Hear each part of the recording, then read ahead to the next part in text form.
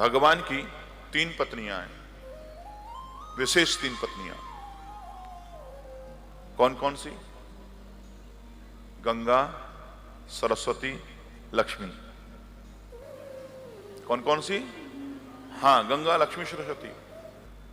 और देखो इस देवी भागवत में तो कथा ऐसी है, और अन्य शाक्त पुराण में ऐसी भी कथा आती है कि जब सती हुई थी, तो सती होने के बाद में उन्होंने हिमालय के यहां 2 रूप में अवतार लिया, 2 बेटियों के रूप से अवतार लिया है।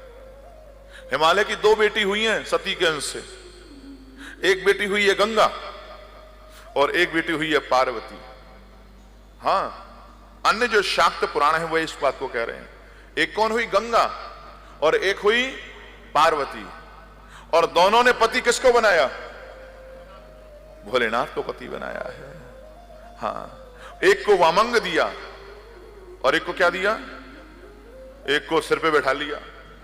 बोलो प्रेम से गंगा मैया की, भगवान भोलेनाथ की। ये शाक्त जो पुराण में बताया गया, लेकिन देवी भागवत जो शाक्त है इसमें महाराज कहा गया कि गंगा विष्णु की पत्नी है। गंगा, सरस्वती और लक्ष्मी।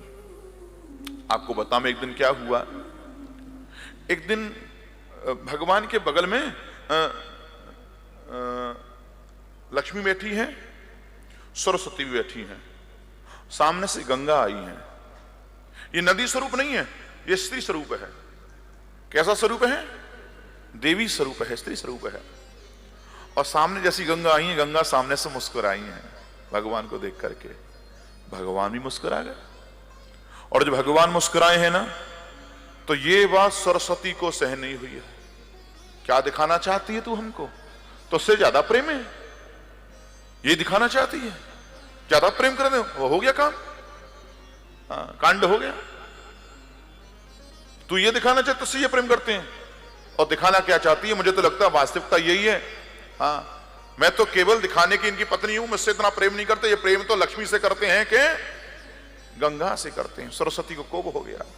भगवान ने समझाने का प्रयास किया, सुनो मैं तुम्हारी कोई सुनने वाली नहीं हूं। हाँ, तुम जानबूझ के ना, वो मुस्कुराए तो मुस्कुराए, तुम क्यों मुस्कुराए? अब भाई पत्नी है, जैसे तुम पत्नी ऐसे वो पत्नी, तुमको देख के मुस्कुराते, भाई उसको देख के मुस्कुराते, क्या गजब कर दिया। हाँ, इसलिए हमारे यहाँ जो हमारा जो कानून है उसने कहा है कि केवल एक विवाह करो, नहीं रोज कैसे ऐसे फजीते होंगे। हाँ, तो महाराज ये विष्णु भगवान ने ब्याह कर लिया।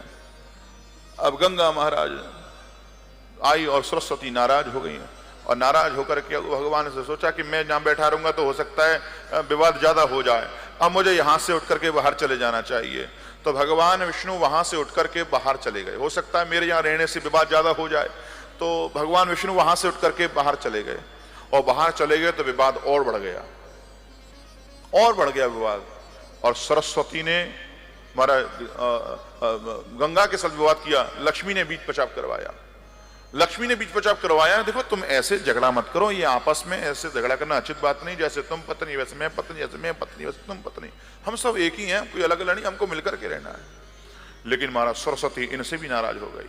हाँ, तू क्यों नहीं ऐसी बात करेगी, क्योंकि तुझसे भी तो प्रेम करते हैं।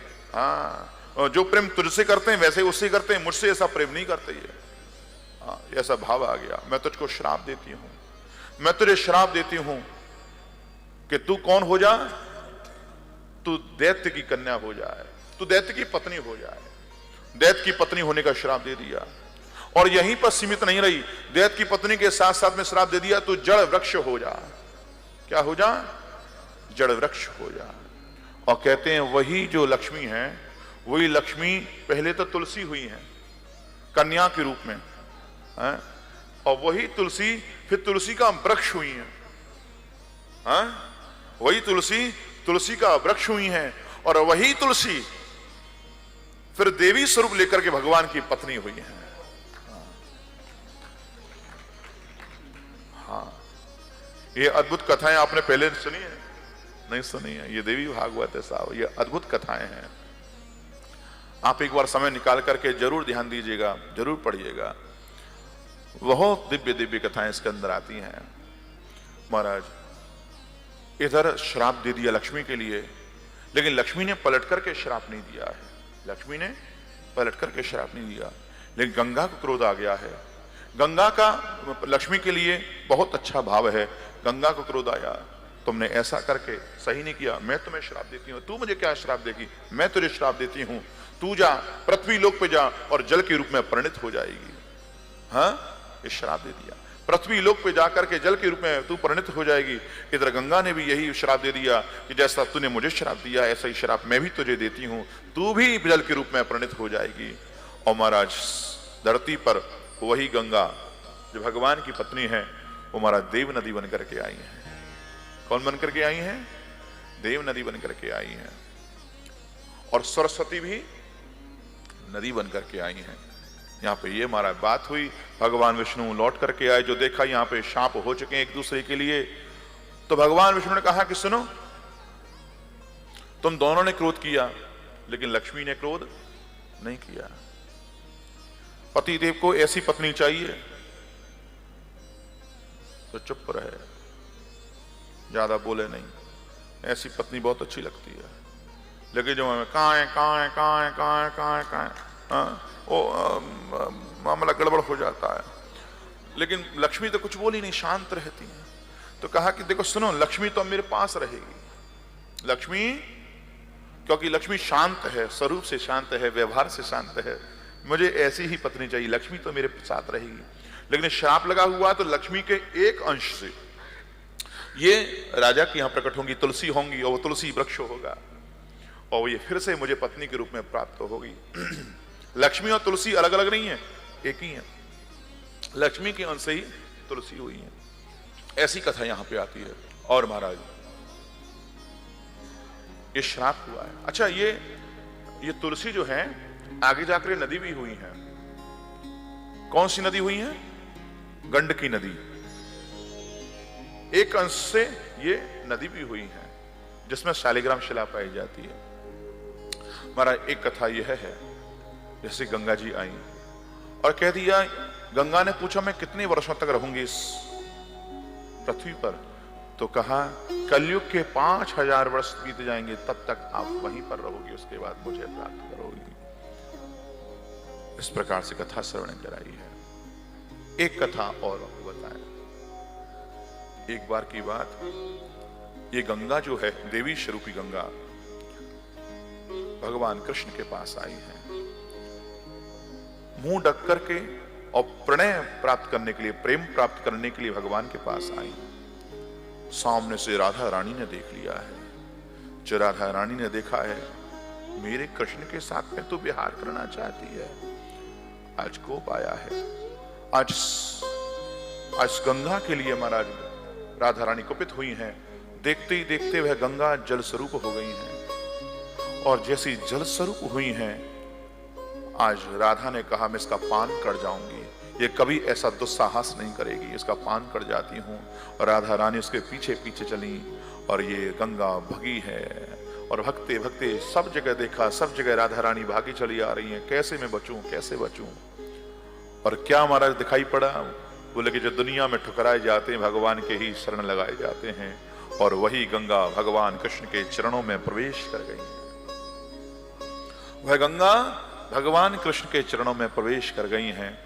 और तब राधा रानी ने उनको नहीं देखा, तब राधा रानी संतुष्ट हुई कि अब वो अलग हो गई है, मुझसे खतरा कोई, मुझे उससे कोई खतरा नहीं है। वही गंगा जो कृष्ण के चरणों में प्रविष्ट हो जाती हैं, वही गंगा कालांतर में विष्णु के पद से प्रकट होती हैं, जिसके कारण का नाम क्या पड़ता है? विष्णुपदी। बोलो विष्णुपदी मैया की जय, गंगा मैया की जय। वही विष्णुपदी प्रकट हुई हैं, और वही विष्णुपदी कालांतर में इस धरती पर हमें प्राप्त हुई हैं, गंगा के रूप में प्राप्त हुई हैं।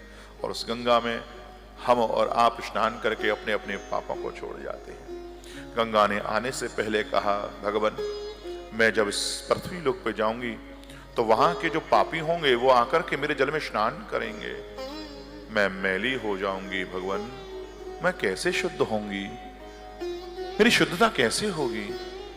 भगवान ने कहा सुनो, पापी लोग आकर के जैसे तुम्हारे जल को अपवित्र करेंगे, ऐसे ही संत आएंगे एक दिन तुम्हारे यहाँ, संत आएंगे, भगवत भक्त आएंगे और वे भगवत भक्त तुम्हारे जल में प्रवेश करके स्नान करके तुमको फिर से पवित्र कर देंगे। वह जो संत होते हैं, वह संत तीर्थों को भी पवित्र कर देते हैं। वो संत इतने पवित्र होते हैं, भक्त इतने पवित्र होते हैं कि पवित्र से पवित्र स्थान भी जब मैले हो जाते हैं तब वह स्थान संतों के चरणारविंद से ही वह पवित्र हो जाते हैं। इसलिए आगे जाकर के तुम जब पृथ्वी पर जाओगी, भारतवर्ष में जाओगी, लोग आएंगे तुम्हारे जल में, वह प्रवेश करेंगे, मैल को छोड़ेंगे, पाप को छोड़ेंगे, लेकिन संत आकर के तुम्हें फिर से पवित्र करेंगे। माँ गंगा प्रसन्न हुई और इस भारतवर्ष में प्रकट हुई हैं। प्रेम से बोलेंगे, बोल गंगा मैया की जय।